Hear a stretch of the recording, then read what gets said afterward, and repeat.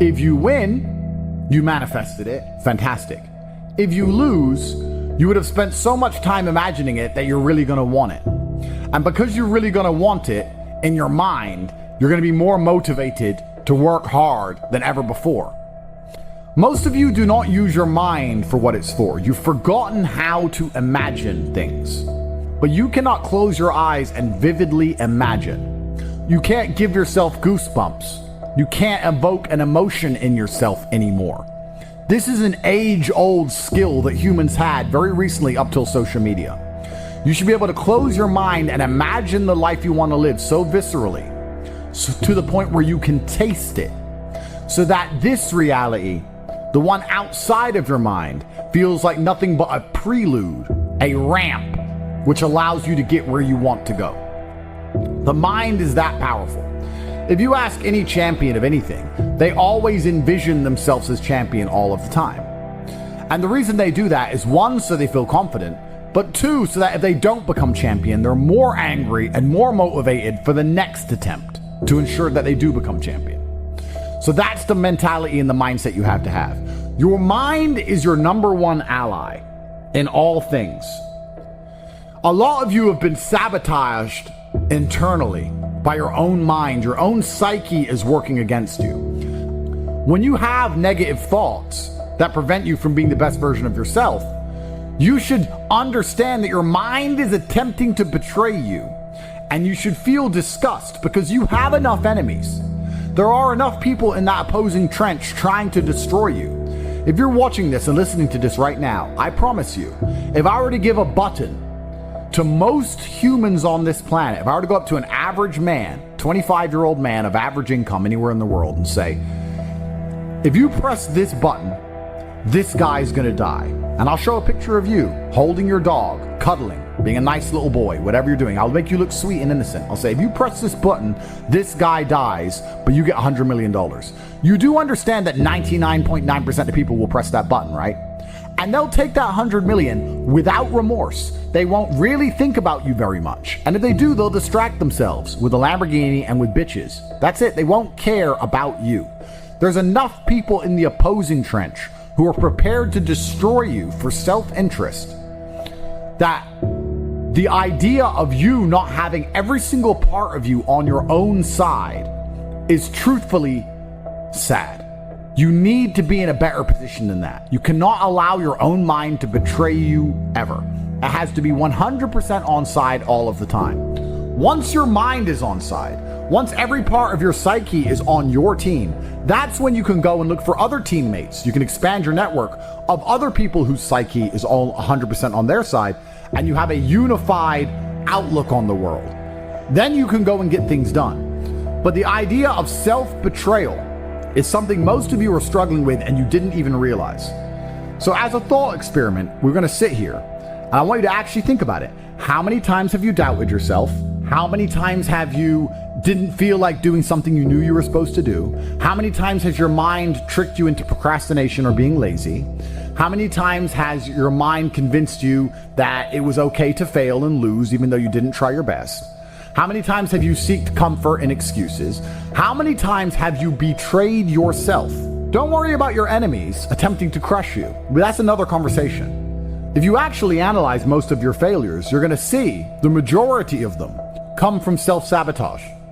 And once you're in a position like me where you never betray yourself, where your mind never lets you down, ever. My mind knew exactly what I had to do. I did not miss a single day's training. I did not lose my mind. I did not go mental. I did not have a breakdown. I acted exactly as I was supposed to act. I was fully professional in all things. I got as much work done as I could possibly do. I was extremely productive.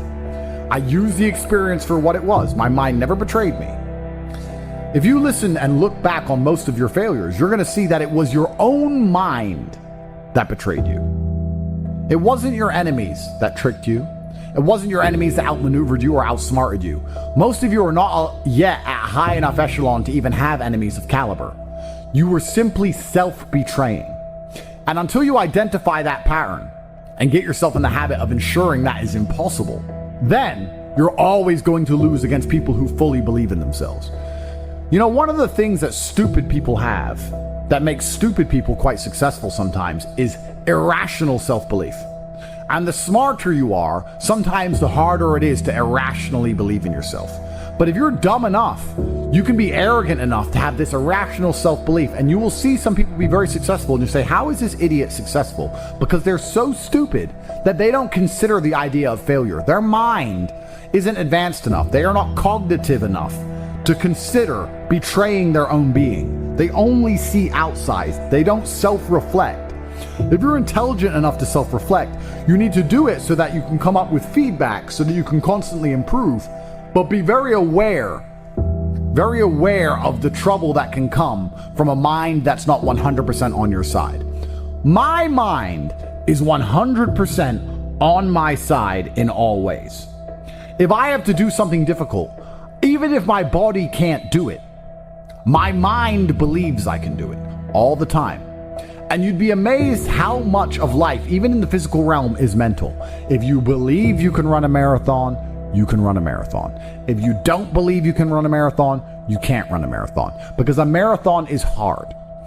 And by believing in it, by truly believing you can do it, then you will your body to a different level than if you don't believe you can do it. It's the same with absolutely all things, including making money, including the gym, including dealing with mental struggle. Anxiety is self-betrayal. Panic is self-betrayal. Procrastination is self-betrayal. Laziness is self-betrayal. Lacking motivation is self-betrayal. All of these things are self-betrayal. Most of you, your largest enemy on the planet today is yourself. You are the one who is destroying your own prospects because you don't have your own mind under control. And one of the things that's crazy about the world is your mind is one of the few things you can control. You can't control very much else. You can only control your mind. It's the only thing you have control over. So if you don't control it absolutely, you're going through life with no control over anything. You don't control your own mind, which means by extension, you do not control your life, you do not control your woman, you do not control the weather, you don't control nothing. You're just an empty vessel going through life with zero control over anything. You can control, once your mind's in check, your reaction and attitude to things. When you're in the trenches, there's people who give up, there's people who quit, there's people who sow FUD, there's people who feel sorry for themselves, there's people who want an easy way out, and there's other people who say, listen, this is a test, and the only way we're going to get this done is to be irrationally positive all of the time. He's like, well, what can I do about the price of Bitcoin? Perhaps nothing. But the universe may reward you karmically if you at least try to do something positive. Go for a walk, go for a run, burn some calories. Why don't you go down to the nearest grocery store and buy the old lady's groceries? How about that? You're unhappy that Bitcoin's gone down. Fine. What I recommend you do, although you may not understand this because you don't see them as linked, but karmically all things are linked inside of this universe. Go down to the local grocery store and buy some groceries for an old lady. That's what you should do to fix the Bitcoin price. Now, will that genuinely affect the Bitcoin price? I don't know. It's amazing how this world works. Perhaps in some strange version of events, that slight delay in her thanking you and her getting in the car ends up leading to an increase in the Bitcoin price. But even if it doesn't, perhaps you'll learn something about not being so attached to money. Perhaps you'll feel grateful and understand you have a lot more spare money than you thought in the first place. Perhaps your attitude to the world will change, which will allow you to be more open-minded so that you can approach opportunities in a different way so that you make more money later on. Karmically, it's impossible for us to tangibly link how that positive action will lead into something else positive in your life later on. We just have to have faith that it will, because it will. So when I said this to this guy, he's like, LOL. That's his reply. He replied LOL when I said he should go buy groceries for somebody. And he doesn't understand the world. And I thought, well, why don't I go speak to thousands of people and talk positive then? Not to save him, but just to put my money where my mouth is. Just to prove that you can just do something good. And if you just do something good, it is better than doing nothing. Rain dances work. If you need it to rain, you shouldn't sit and pray. You shouldn't sit and hope. You shouldn't sit and complain that it's not raining. You shouldn't sit and wait. you should rain dance. Does a rain dance make clouds appear? No. But you should take action. Perhaps your rain dance, although will not make clouds appear, will be viewed by a tribe high on the mountain far away, and they'll look down seeing you rain dance and realize that you need water. And then maybe Providence and luck will have this tribesman appear with big barrels of water saying, we think you might need water and we have some spare. If you didn't rain dance, they wouldn't know. They just see you sitting around being a mopey dipshit, crying his eyes out. That's why it's so important to take action in all things. Action solves all. Raw action is the answer. Raw action solves all. It is a mindset. So this dipshit complaining about this crypto price, he's not prepared to rain dance. He's not prepared to help a granny with her groceries. He's not prepared to do anything. God does not reward men that way. God rewards men who attack the world. You have to go and get things. You have to show that you deserve them. Even in mating, men go get the woman. Men go get money. Men go take land. Men go. We go and happen to the world. The world doesn't happen to us. What did we say earlier about if you try your absolute best, you can always find the W even in the L? I tried my absolute best, so I win. Raw action solves all. If you had that kind of attitude, you wouldn't be looking at a crypto price and sitting there praying and hoping like a dork. You'd be doing something about it. Oh, I need your help. Do you? I don't even see you trying. And that's how God views things. That's how, in fact, most wealthy people view things. I haven't seen you do anything that warrants me giving you a second of my help. People feel like rich people are horrible because we don't help the normies. Even if you try and help normies, most of them are beyond help because they are self-sabotaging and lazy.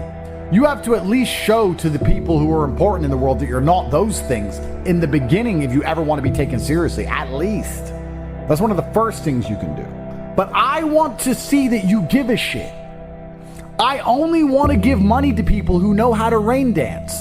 I only want to give money to people who sit and believe that the rain dance is the answer. I like rain dancers. I like people who sit and say, I don't know what to do, so I'm going to do something. I don't know what to do, so I'm going to just do something positive. I don't know how to make Bitcoin go up. I'm going to buy an old lady groceries. I don't know what to do, but inaction in and of itself is an action. And men of honor do not allow the universe to decide for them. They decide their fate. And you decide your fate with hard work and vigor in all things. In fact, I would argue that a lot of you probably heard about Bitcoin in 2007 or 2009 or 2011, whenever. But you were so uninterested in doing your due diligence, so uninterested in being proactive that you just ignored it. You probably don't even remember being told about it because you didn't give a shit. Yeah. And then you have the gall and audacity to sit here and say, if someone told me about Bitcoin back then, I'd be rich. No, you wouldn't. If you're the kind of person who would have got rich from Bitcoin back then, you're the kind of person who can get rich right now by taking action, by paying attention. If you're refusing to do the right things now, you would have never done the right thing. And retrospectively identifying your failures and identifying how many right things you've missed out on is actually a form of hard cope. Oh no, I just don't have the chances. You've had chances and wasted them. And you have another chance right now to do your rain dance. You have a chance. You're sitting here right now during a chance. You have a chance from God because you're breathing. You have a chance right now to get things done. Now you can retrospectively look back on this period of time and go, oh yeah, I was young and energetic, but I wasted it. But if someone had just told me to try hard at this, I would have been. I'm telling you right now, I'm telling you about Bitcoin in 2009, but you're not going to do anything. It's almost impressive how difficult it is to make the average person move. The average person is a statue getting shit on by the pigeons, and they'd rather just sit there covered in shit than move. It's very hard to inspire people to take initiative to save themselves. It's incredible. Why? When they know that it's going to work. Some people are just born to lose. These are people who are betrayed by their own mind and can't be influenced even from the external because their own mind betrays them. There's a devil on their shoulder constantly holding them back. When you watch old kung fu movies and you see a master and he has chi, I totally understand the danger of a man with endless chi, endless internal power that he can convert into anything he wants it to be, whether it be mental fortitude at the time, physical fortitude, whether he can exert it as an attack. Chi is a super real thing, and it's self-generated. It is a decision. I want you to understand how my mind works. My core principle is endless work, endless attack. That is how you win in the end. You never give up and you endlessly persevere. It's hard to destroy the man who endlessly perseveres. Perseverance is the key. It is very easy to accept an L when you've tried your best. It's easy. The reason I don't like that saying, well, as long as you tried your best, is because most people don't try their best. If you do try your best, it's very rare you fail. In fact, it's nearly impossible. People say it's okay to lose if you tried your best. The secret to the universe is if you try your best, you hardly ever lose. It takes some freak accident or the will of God to ensure that you don't pull it off if you actually try your best. And on the few scenarios that's happened in my life, I'm happy to take the L because I can say, I couldn't have tried any harder. I done my absolute best. I know I did my best. I can't try any harder. God knows more than me, and he decided that things have to be slightly different right now. That's fine. It's easy to take the L if you try your best. So if you try your best, you never feel the bitter sting of regret. You never feel the dark rankness. You never taste failure. It's never in your mouth. It's never lucid. It's never tangible. Because you approached the scenario with absolute vigor. And truthfully, effort is a muscle, like everything else. The more you exercise it, the better it becomes. So even if you try for 100% for something and fail, you've exercised your effort muscle, which means you haven't failed because you've learned something and become better at giving effort to things. You've become better at being concentrated on a task. So it's nearly impossible to fail in these scenarios. A lot of sayings are overused, never a failure, always a lesson. And that's what's annoying about it, because it's true, but it's rarely applicable. You guys will say it's never a failure, it's always a lesson, when you didn't even try. That's wrong. That's a failure. But if you absolutely try your best, then it is a lesson, and there are benefits, right? It's like going for a PB in the gym. You may not get the PB, but your muscles get stronger because you tried so hard. That's how every single task should be approached. I'm trying to lift as much as possible.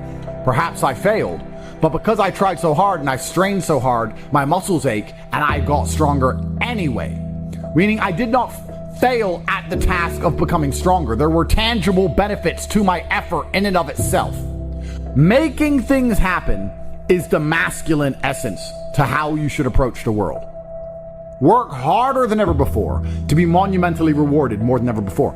It's also about pleasing the universe and showing that you are prepared to put your concentrated calories, the calories you consume, you're prepared to put them into something. You're only going to be rewarded if you differentiate yourself from the crowd via effort. A lot of people don't know how to try anymore, but we are not like that. We know better. We know how to try. That's why we always endlessly win. You should feel genuinely worried about wasting a single second, because you can't let the winners keep dunking on you. I've spoken at length about how the world is getting harder and harder. This is true. This is easy to observe. Everybody knows it. There are people out there in the world who are going to try hard to change that dynamic because they don't believe they can ever be rich. There are people who are going to sit and say, I don't want the rich to get richer and the poor to get poorer because I'm poor. And there's other people who sit and say, I like it this way. I like this challenge. I like that the game is rigged because now if I get rich, I get richer. That's how rich people think. Winners think, I have no problem with the rich getting richer and the poor getting poorer because I'm going to be one of the rich ones. Losers think, no, we need to spread it all out. If you accept the rich will get richer and the poor will get poorer, then you need to be prepared to do whatever it takes to win the game. Just like a video game. The harder the level, the greater the difficulty, the larger the high score at the end. I mean, you should try every day anyway, But let's assume you're the kind of person who can't try every day because you don't have that grit and consistency. If you're not going to pull your finger out now and finally try in these few days, when are you going to try? When are better chances going to come? Because they're actually right in front of you. This is a huge, important period in your life when it comes to your success and your finances. If you're not going to try now, when are you going to try?